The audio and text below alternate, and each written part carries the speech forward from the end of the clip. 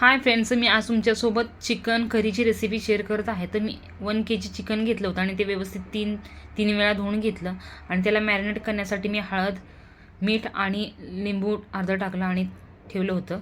तर 15 ते 20 मिनटं मॅरिनेट झाल्यानंतर मी कुकरमध्ये एक कांदा चिरून टाकला आणि त्यामध्ये मी चिकन करी मसाला आणि मीठ, हळद टाकली आणि हे जे मॅरिनेट केलेलं चिकन होतं ते त्याच्यामध्ये टाकलं आणि हलवून घेतलं.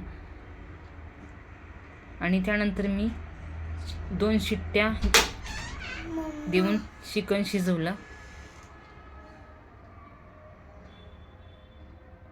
चिकन शिजून झालेलं आहे, तुम्ही बघू शकता व्यवस्थित शिजलेलं आहे. त्यानंतर मी कढई ठेवली गॅसवरती आणि कढईमध्ये थोडं तेल टाकलं आणि अर्धा वाटी खोबरं बारीक तुकडे करून घेतले होते त्याचे, ते मी भाजून घेतलं व्यवस्थित. त्यानंतर मी त्याच्यामध्ये 2 चमचे तीळ टाकले, ते पण व्यवस्थित भाजून घेतले तेलामध्ये.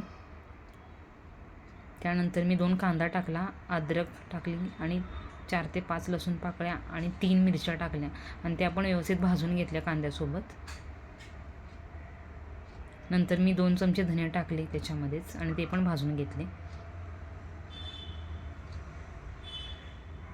तर मसाला व्यवस्थित भाजून घेतला आहे. तर मी ह्याला मिक्सरमध्ये बारीक करून घेतला व्यवस्थित आणि त्याच्यामध्ये मी कोथिंबीर पण टाकली वरतून.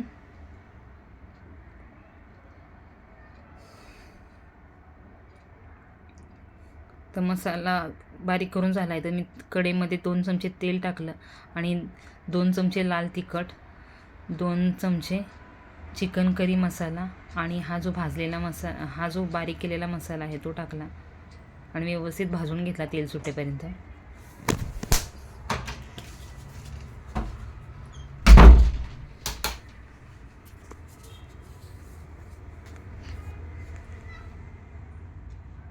ते व्यवस्थित परतून घेतल्यानंतर त्याच्यामध्ये मी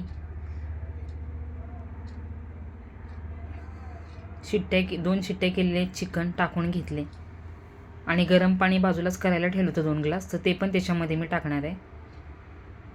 तर ते पाणी पण मी टाकलं त्याच्यामध्ये 2 ग्लास आणि चवीनुसार वरतून मीठ टाकलं मी.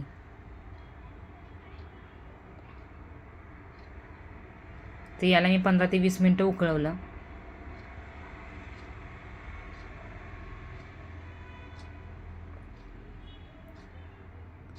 तर चिकन व्यवस्थित शिजून झालं आहे आणि तुम्ही करी बघू शकता.